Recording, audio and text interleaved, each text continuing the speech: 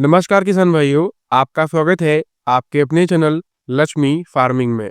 किसान भाइयों, आज हम आपके लिए बहुत दिनों बाद एक नई वीडियो लेकर आए हैं और आज की इस नई वीडियो में हम चर्चा करने वाले हैं गेहूं की फसल के बारे में। आप सभी जानते हैं कि गेहूं की फसल का समय चल रहा है और इस समय हमारे जो गेहूं की फसल है उसमें पहली खाद डालने का समय नज़दीक आ चुका है। और आज की इस वीडियो में हम बात करने वाले हैं कि आपको अपनी गेहूं की फसल में पहली खाद को कब और कैसे डालना चाहिए, कितनी मात्रा में डालना चाहिए और किन-किन खादों का इस्तेमाल करना चाहिए। दोस्तों, अगर आप भी चाहते हैं अपनी गेहूँ की फसल से अच्छी पैदावार लेना, तो आज की हमारी इस वीडियो को पूरा ज़रूर देखिएगा। इस वीडियो में आज हम आपको पूरी जानकारी देंगे कि आपको अपनी गेहूँ की फसल में किन-किन खादों को डालना चाहिए और कितनी मात्रा में डालना चाहिए और उससे आपको क्या फ़ायदे देखने को मिलेंगे। वीडियो अगर आपको अच्छा लगे तो चैनल को लाइक ज़रूर करिएगा और सब्सक्राइब भी कर दीजिएगा और अपने किसान मित्रों के साथ शेयर भी कर दीजिएगा। किसान भाइयों, हमें अपनी गेहूँ की फसल में पहली खाद को कब डालना चाहिए, सबसे पहले हम इसके बारे में बात कर लेते हैं। दोस्तों, हमें अपनी गेहूँ की फसल में पहली खाद को 20 दिन से लेकर 30 से 35 दिन के आस-पास तक डाल देना चाहिए। अगर आपकी गेहूँ की फसल 20 दिन से लेकर 30 से 35 दिन के बीच में चल रही है, तो आप इस समय अपनी गेहूँ की फसल में पहली खाद को अभी तुरंत ही डाल दीजिए। जो किसान भाई नहीं डाल पाए हैं, भूल गए हैं, वह जल्द से जल्द अपनी गेहूँ की फसल में पहली खाद को डाल दें। अगर आप समय पर अपनी गेहूँ की फसल में खाद को नहीं डालेंगे, तो इससे आपको बहुत ही ज़्यादा बड़ा नुकसान देखने को मिलेगा। नुकसान आपका ये होगा कि आपकी गेहूँ की फसल का विकास तेज़ी से नहीं होगा, कल्लों का फुटाव नहीं होगा, पत्तियाँ हरी नहीं होंगी, धीरे-धीरे पत्तियाँ पीली पड़ने लगेंगी, कलियों का फुटाव भी कम होगा, साथ ही साथ पौधे की बढ़वार ग्रोथ भी रुक जाएगी और प्रकाश संश्लेषण की क्रिया भी नहीं होगी। इससे पौधे का भोजन कम बनेगा और वह धीरे-धीरे खराब होता जाएगा और आगे चलकर इसकी जो बालियाँ निकलेंगी वो भी काफ़ी कमज़ोर होंगी और उसमें सही से दाने भी नहीं पड़ेंगे। दाने पड़ेंगे भी तो वो बहुत पतले होंगे, जिससे आपको बहुत ज़्यादा पैदावार में नुकसान देखने को मिलेगा। इसलिए आप अपनी गेहूँ की फसल में 30 दिन के आस-पास तक अपनी पहली खाद को ज़रूर डाल दीजिए। 20 दिन से लेकर 30 से 35 दिन के अंदर-अंदर आपको अपनी गेहूँ की फसल में पहली खाद को डाल देना है। अब चलिए बात कर लेते हैं कि हमें अपनी गेहूँ की फसल में पहली खाद में किन-किन खादों को मिलाकर डालना चाहिए, जिससे हम अपनी गेहूँ की फसल से अधिक मात्रा में उत्पादन ले पावें। सबसे पहली खाद है किसान भाइयों हमारी यूरिया।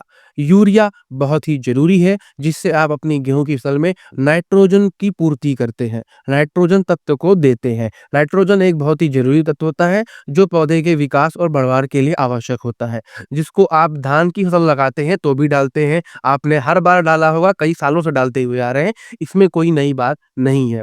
मात्रा आपको वही लगभग 1 एकड़ खेत के लिए लेनी है 40 से 45 किलोग्राम, 1 बीघा खेत के लिए लेनी है आपको लगभग 30 से 35 किलोग्राम। बहुत सारे किसान भाई कहते हैं कि बीघा का भी हिसाब से बता दीजिए, तो आज की वीडियो में हमने आपको बीघा का भी बता दिया और एकड़ का भी बता दिया कि इतनी-इतनी मात्रा में आप अपनी गेहूँ की फसल में यूरिया खाद को डालिए। यूरिया के साथ आपको इस समय अभी 2 चीज़ को और डालना है, एक है सल्फर और एक है जिंक।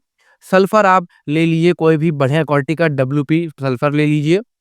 अच्छी कंपनी का जो कि आपके मार्केट एरिया में बिकता हो और सल्फर की जो कीमत है किसान भाइयों वह लगभग ₹100 से लेकर ₹150 के आसपास आपको मिल जाती है प्रति किलो के हिसाब से बात कर रहे हैं और इसको आप लेकर अपनी गेहूं की फसल में डालिए।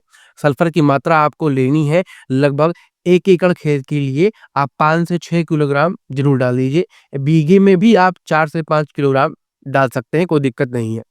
क्योंकि सल्फर जो होता है वो आप पैदावार को बढ़ाने में सहायता करता है। साथ ही साथ पौधे में विकास की मात्रा बढ़ाता है, जड़ों को भी बढ़ाता है, जिससे क्या होता है, जड़ें जो होती हैं वो फैलती ज़्यादा हैं और मिट्टी में मौजूद तत्वों को वो अवशोषित करती हैं अपने अंदर और विकास तेज़ी से होता है। और सल्फर जो होता है वो दाने की क्वालिटी को बढ़ाता है और पौधे में जो भोजन बनने की प्रक्रिया है उसको तेज़ करता है। इसलिए आप सल्फर को ज़रूर डालें। इसके अलावा आपको एक और चीज़ लेनी है जिंक। बहुत ढेर सारे किसान भाई चिलेटेड जिंक डालते हैं, तो आप चिलेटेड जिंक डालते हैं तो भी कोई बात नहीं, वो भी ठीक होती है। लेकिन हमने अपने एरिया में बहुत ढेर सारे किसान भाइयों को भी देखा है और स्वयं जो मल्टी न्यूट्रिएंट जिंक आती है, माइक्रो न्यूट्रिएंट जिंक आती है, जिसमें आपको ढेर सारे तत्व देखने को मिलते हैं जैसे कि आयरन, कोबाल्ट, निकल, मैग्नीशियम, कॉपर और भी ढेर सारे इसमें तत्व होते हैं, जिंक के अलावा। तो अगर आप इस जिंक को लेकर डालते हैं, तो ये आपके लिए काफ़ी बढ़िया और अच्छा होता है, क्योंकि इसमें आपको एक से ज़्यादा अधिक तत्व देखने को मिल जाते हैं, जो आपके लिए काफ़ी फ़ायदेमंद साबित होता है। अगर आप भी चाहते हैं अपनी गेहूँ की अच्छी से अच्छी पैदावार लेना, तो अपनी पहली यूरिया खाद में इन सभी चीज़ों को डालें। और दोस्तों, इसी के साथ अगर आप चाहें, तो एक और चीज़ को मिलाकर डाल सकते हैं, वो है फिटकरी। अगर आपके खेत का पीएच लेवल 7 से ज़्यादा है या 7 से बहुत कम है, तो आप अपने खेतों में फिटकरी को डालिए। लगभग 1 एकड़ खेत में आप 2 से 3 किलोग्राम अच्छे से फिटकरी ले लीजिए, अच्छी क्वालिटी की, उसको फोड़ लीजिए, चूर-चूर कर लीजिए और खाद के साथ ही मिलाकर उसको अपने खेतों में बिखेर दीजिए। फिटकरी डालने से किसान भाइयों, जो आपके खेतों में खादें काम नहीं कर रही हैं, आप कई सालों से खादें डालते हुए आ रहे हैं, लेकिन वो पौधों को सही मात्रा में यानी कि 100% नहीं मिल पाती हैं। इसका कारण ये है कि आपके खेत का जो या तो उसमें जो एसिडिक है, यानी कि जो अम्लीपन है और जो क्षारीयपन है, जिसे हम बेसिक बोलते हैं, वो दोनों या तो बहुत अम्लीय हो गया है या बहुत ही बेसिक हो गया है।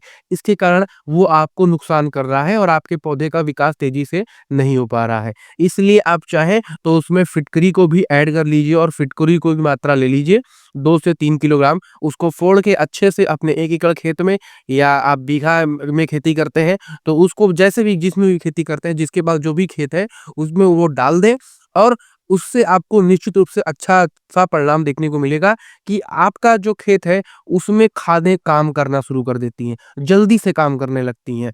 जो उसका जो रिएक्शन टाइम है, वो तेज़ी से हो जाता है, बढ़ जाता है और पौधा जो होता है, वो तेज़ी से विकास की राह में बढ़ता है और विकास उसमें आपको दिखने लगता है।